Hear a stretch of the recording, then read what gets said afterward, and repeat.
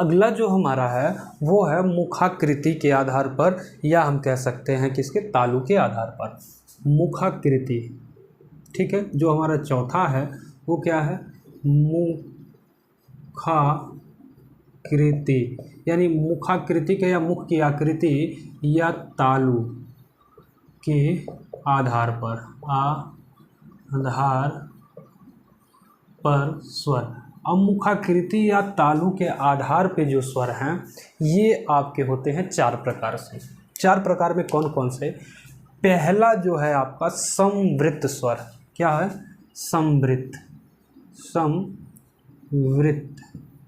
स्वर, ये आपके 4 प्रकार से होते हैं। पहला जो है आपका समृद्ध स्वर। समृद्ध स्वर क्या होता है, वे स्वर जिनके उच्चारण में मुख हमारा क्या होता है, बंद के समान होता है। क्या होता है, बंद सा होता है। ठीक है, तो कह सकते हैं कि वे स्वर जिनके उच्चारण में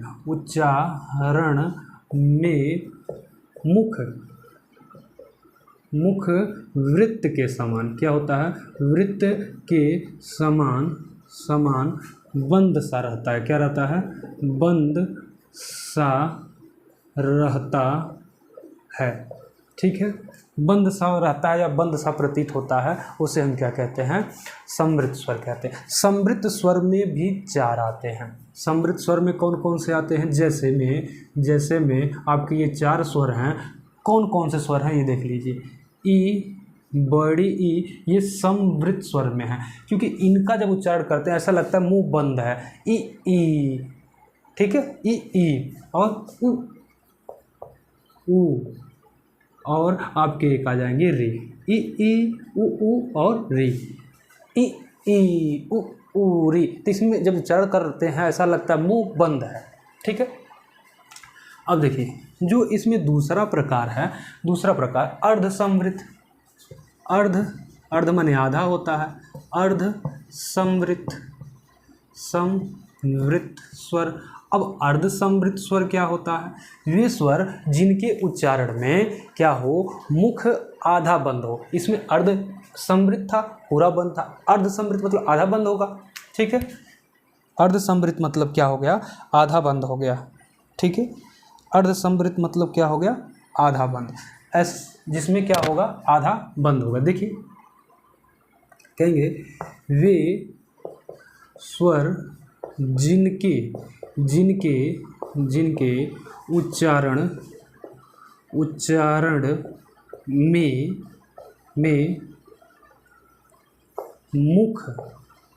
मुख क्या होता है, आधा बंद होता है, आधा बंद रहता है। तो जिनके उच्चारण में मुख आधा बंद हो उसे हम क्या कहते हैं, उसे हम कहते हैं अर्ध समृद्ध स्वर। आधा बंद किस में रहता है, तो ये 2 स्वर हैं। 2 आपके स्वर कौन से हैं, एक तो आपका ए है और दूसरा क्या है, ओ है। ए ओ, ठीक है, ए ओ है। तीसरा जो इसका प्रकार है, थर्ड प्रकार, तो उसको हम क्या कहते हैं, विवृत स्वर कहते हैं। क्या कहते हैं, विवृत स्वर। ठीक है, तो विवृत स्वर क्या होता है, वे स्वर जिसमें क्या हो, मुख पूरा खुला रहता है। मुख क्या होता है, पूरा खुला रहता है। वे स्वर जिनके उच्चारण में मुख पूरा खुला हो, पूरा खुला रहता है। अब पूरा खुला मात्र एक ही स्वर में रहता है जिसका नाम है आ। आ का उच्चारण करिए, आ। ठीक है, नहीं कहते हैं डॉक्टर आ करिए। ठीक है, दांत दिखाने जाते हैं आप लोग, कहते हैं आ, दांतों की दुकान, फीका पकवान। चौथा जो इसका प्रकार है, अर्ध विवृत। ये विवृत हो गया तो इसका भी आधा होगा, अर्ध। ठीक है, जिसका नाम है क्या, अर्ध विवृत। अर्ध विवृत। अर्ध विवृत जो स्वर होते हैं, अर्ध विवृत स्वर आपके कौन कौन से होते हैं, आइए इसको जानते हैं। अर्धविवृत स्वर में ये भी आपके कितने प्रकार के होते हैं, तो ये भी इसमें भी जो है 3 अर्धविवृत में आते हैं। जैसे विवृत में क्या होता है, पूरा खुला रहता है मुंह, अर्धविवृत में आधा खुला रहेगा। क्या होगा, वे स्वर जिनके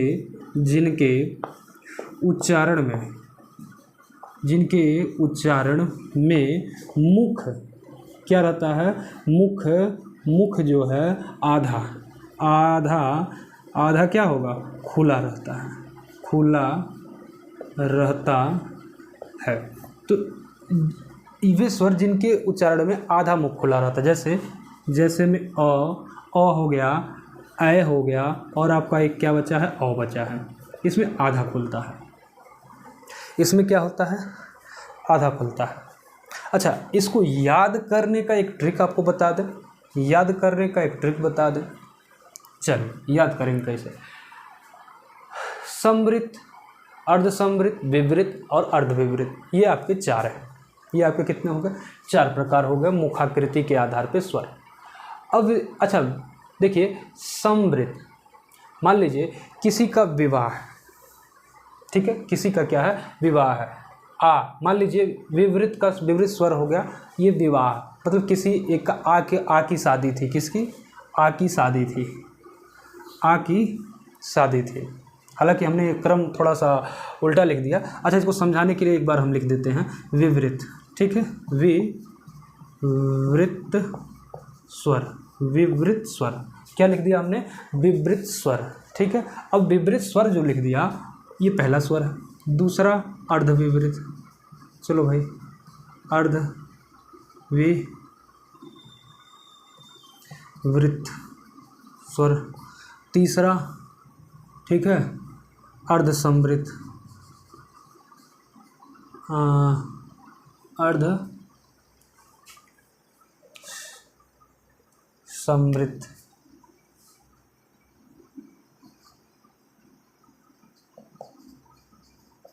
चौथा है आपका समवृत, ठीक है, समवृत स्वर। अब देखिए ये 4 आपके स्वर थे। मान लीजिए आ की शादी थी, किसकी, आ की। विवृत में क्या आता है, आ।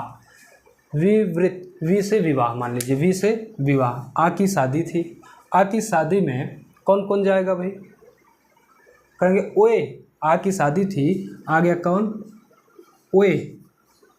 आ की शादी है, ओए बारात चलोगे ओए बारात चलोगे, ठीक है।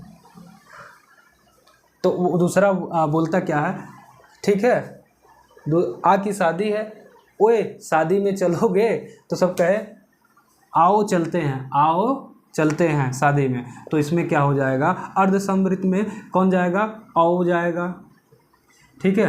कौन जाएगा, आ की शादी है तो आ का छोटा भाई औ भी जाएगा। देखिए आ की शादी है तो शादी है तो कहेंगे ओए बारात चलोगे, हाँ तो ओए भाई बारात चलेगा। अब आ की शादी है, आ की शादी में ओए जाएगा, अर्धविवृत। समवृत का मतलब हो गया अर्धविवृत, यानी आ की शादी हुई तो ओए शादी में चलोगे, हाँ भाई। कौन कौन शादी में जाएगा, तो कह रहा है कि आ का छोटा भाई अ है, जो सहवाला बनेगा ई हो जाएगा। और कौन जाएगा,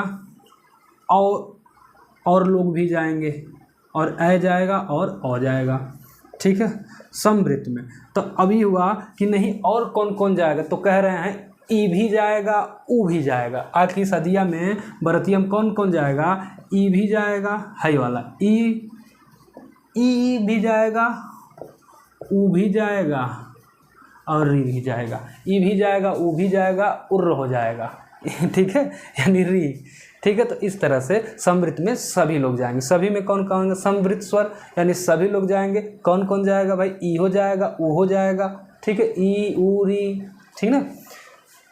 नहीं कहते अरे ई हो जाएगा, अरे ऊ हो जाएगा, तो री आता है ना उसमें, तो ही समझ लीजिए अरे ई आएगा, ऊ आएगा और री आएगा, ठीक है। वैसे ही अर्धसमवृत में क्या है कि आधा, यानी विवृत जो था, विवृत मतलब विवाह उसका हुआ। अर्धविवृत स्वर यानी अब विवाह हुआ, तो भाई विवाह में कौन कौन गया, अगुवाई कौन किया, ओए शादी में चलोगे, हाँ तो भैया अर्धसमवृत वाले बोले हाँ भैया और उसका छोटा भाई आ का छोटा भाई अ है, उसका सहवाला बनेगा ये, और उसके साथ में ऐ वो भी जाएंगे, और भी जाएंगे। असमृत में यानी सभी मिल करके बाराती कितने होंगे, तो ई हो जाएगा, ऊ हो जाएगा। ठीक है, तो इस तरह से आप इसको याद कर सकते हैं। ठीक है।